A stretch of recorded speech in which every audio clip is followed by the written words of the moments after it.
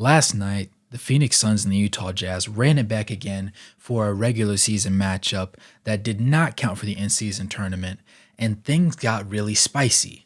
The most important piece of it that I wanted to give his praise, because it is due, and honestly more is due than even I could possibly say in this moment, the one and only Collin Sexton. For reference, the Utah Jazz ended up losing in double overtime 137 to 140. I considered doing a condensed version of the game film, but I figured that wouldn't do it justice because those videos don't tend to perform well on my particular channel. With that in mind, I wanted to go ahead and get to the nitty gritty and why, quite honestly, I find a certain level of frustration with the way the game was coached, particularly in its later stages. Thanks for tuning into this video. As always, it's your boy Ray Toops. Make sure to like the video, subscribe, and turn on post notifications so that this video can reach the masses and they can join the community. Now, this game, of course, ended up being highlighted by the fact that Kevin Durant had to pull out another vintage game from his bag at the age of 35 years old, putting together 39 points, 8 rebounds, and 10 assists in a double overtime victory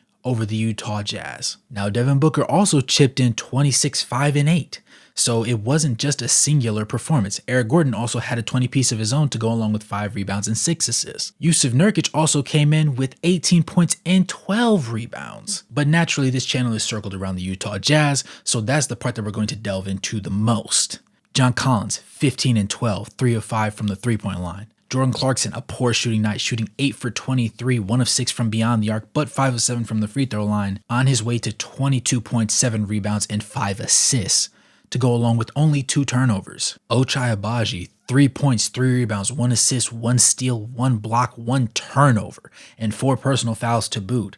He went 1 for 1 from the field, and that one shot that he did make was a three-pointer. And one of the lesser moments of this young star's career, Keontae George, ended up shooting 2 for 12 from the field, scoring 7 points to go along with 5 rebounds and 11 assists to 5 turnovers. Now, he ended up going 0 of 5 from beyond the arc. He did manage to go 3 of 4 from the free throw line. Now, with all these numbers in place, we understood that John Collins had a slightly less than efficient overall shooting night, going 5 of 14, but that 3 of 5 from beyond the arc was very helpful.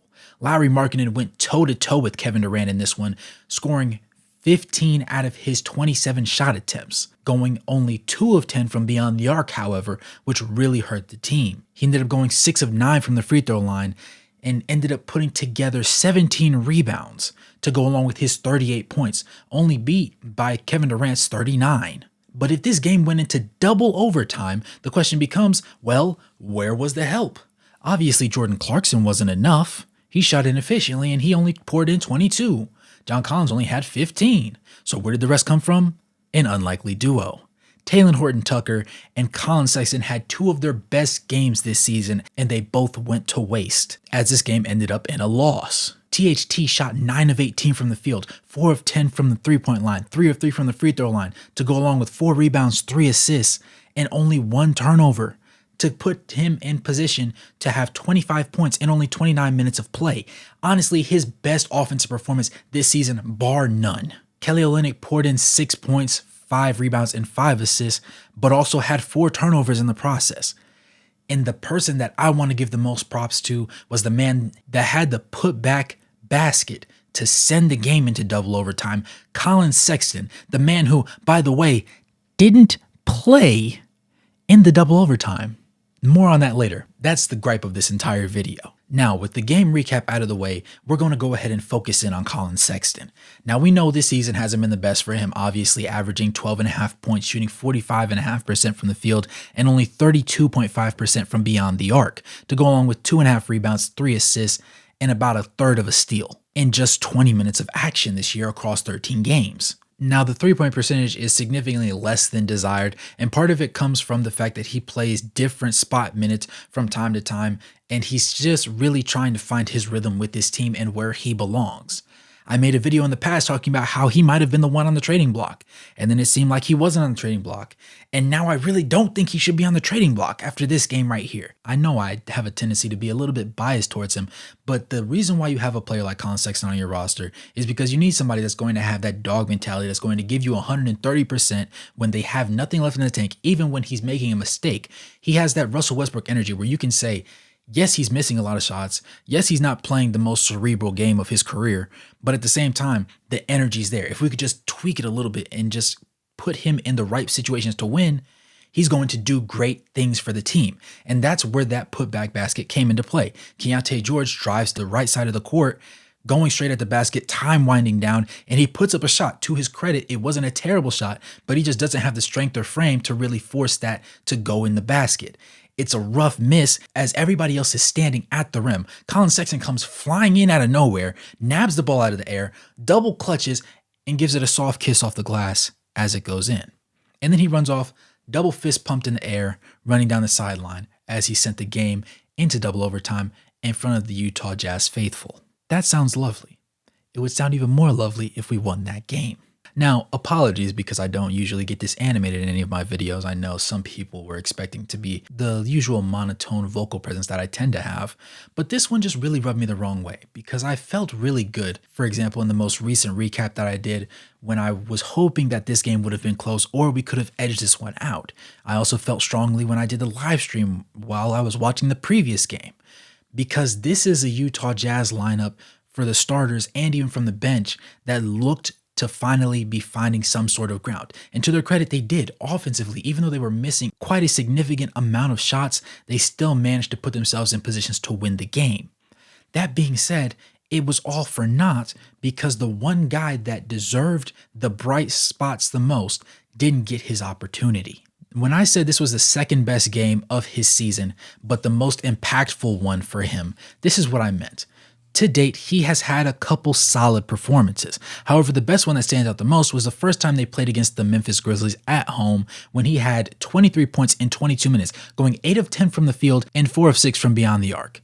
That was the best shooting night Collin Sexton has had the entire season. In this most recent game, he had 18 points in 23 minutes, going 6 of 13 from the field, 3 of 6 from beyond the arc, 5 rebounds, 2 assists, 1 steal, and 2 turnovers. He was a lot more decisive with the ball. One of his assists came from one of the only 2 3-pointers that Lauri Markkanen was able to hit this entire game, in which it was a dump-off pass as soon as he crossed the half-court line with Lauri as a trailer. He missed a lot of his shots in the first half, but when the fourth quarter came around, he made the ones that really counted. And this is not to say that Collin Sexton should be the starting point guard for the Utah Jazz. It is clearly Keontae George, despite his really abysmal game that he played, which saw him sit majority of the second half up until a certain point where he did end up getting significant minutes towards the end of the stretch and even going into the overtime periods. With that in mind, I value winning at a certain point more than I value the development of a player. And considering how bad Keontae actually had played this game, going 2 of 12 from the field to go along with 5 turnovers, despite also having 11 assists, this was just one of those ones where you go for the W as much as possible. If you're a Utah Jazz team and you believe you can make the playoffs, this is something that has to get done. This is a win that you absolutely need. And honestly, even though this isn't a team that's in your division, it's still a quality win to have on your resume, considering that your first game, you got blown out by them. And then your first tourney game, it was really close. You just got edged out. And in this one, you go double overtime and you can't clutch it out. But again, my issue comes from the simple fact that the man of the hour, the man that sent them into double overtime, didn't see the court at all in double overtime.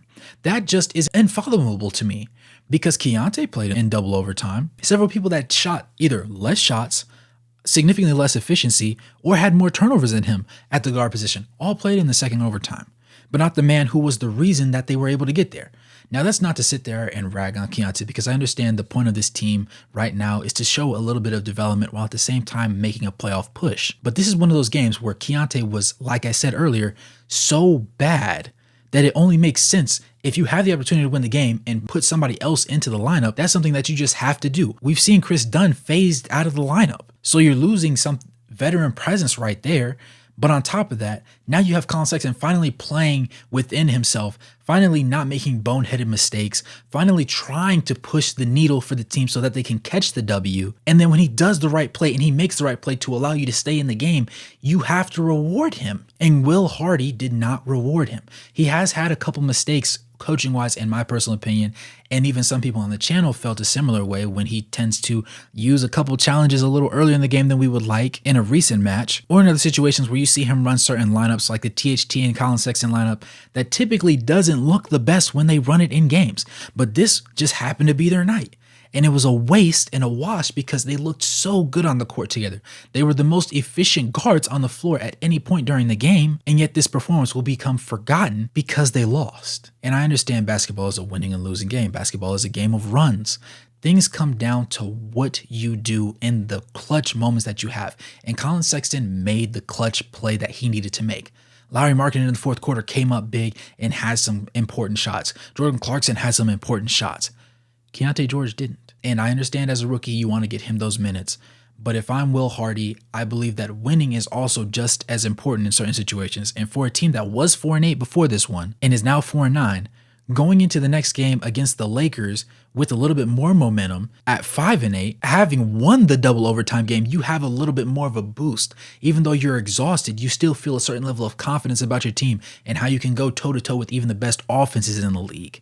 Because the Phoenix Suns aren't known to be a defensive team. Their expectation this season is to go out there and try and outscore everybody in a multitude of ways as much as they can. The Jazz did not have that expectation. So now, not only are they going to go into this next in-season tournament game against the Lakers probably tired, but they're also going to go in there off of an L. 2 of them, in fact, to the same team. And in my personal opinion, I think they would have won it if Collin played because he had that energy about him. It just seemed to be trickling through the entire team when he was on the court. Now, I could be wrong. I'm willing to entertain the idea that I most certainly am wrong. But I believe that in a situation like this, if a player does enough to put you in the position to make plays and to win a game, he deserves the opportunity, at the very least, be another part of the reason why you either win the game or you lose the game. We know Jordan Clarkson is going to take clutch shots. Lauri Markkanen is the star of the team. He's guaranteed clutch shots. If those two aren't hitting, or even if those two aren't going to be the people taking the shot, the next one you should want taking the shot is Collin Sexton. It is not debatable. I'm not hearing anybody out on it, to be quite honest with you. That's not to say that other guys couldn't hit the shot, but I know that Collin Sexton has that dog in him that's going to make him fearless in those moments. We saw it when he sent it to double overtime. Because honestly, he had no business being in that play. He just came flying from the three-point line all the way down there to clean that shot up. Everybody else was standing at the rim. All the big bodies were at the rim, and he was the one that came up with that ball. And to see that Will Hardy did not reward him for his effort after he's had the tumultuous season that he's had so far, 13 games in, over an eighth of the season is gone now, and Collin Sexton doesn't have much to show for it on his end. And this was his one shining moment to where Jordan Clarkson had his against the Clippers, the first win of the season for the Jazz. This could have been Collin Sexton's here, but we'll never know because they lost. Sorry I had to put you guys through that entire rant. I just felt very strongly about that one because I could be blinded by the moment, of course. You know, working a lot of hours does tend to do that to a man. At the same time, I believe that, and forgive me for having an old jersey because obviously this one does need an update. I do need to get the Utah Jazz version of it. But number 2, Mr. Sexton deserved the opportunity to lose this game for his team because he's the reason why they had an opportunity to win it in that second overtime period to begin with. With that being said, thanks for tuning in this video. As always, it's your boy Wraith Hoops. Make sure to like the video, subscribe, turn on post notifications. If you're already subscribed, go ahead and become a member so you can get the videos earlier than everybody else and get introduced to the commentary that happens on the sidebars in the production of the videos. Go ahead and comment down below your thoughts on the situation. Let me know if you think that it was the right decision not to play him at all in the second overtime period, or if you think that there was a vision that I'm just not seeing along with some other fans of the team as well. With that being said, as always, good morning, good evening, good night, no matter where you're on the globe watching. Thanks for tuning in, and I'll catch you guys in the next one. Peace.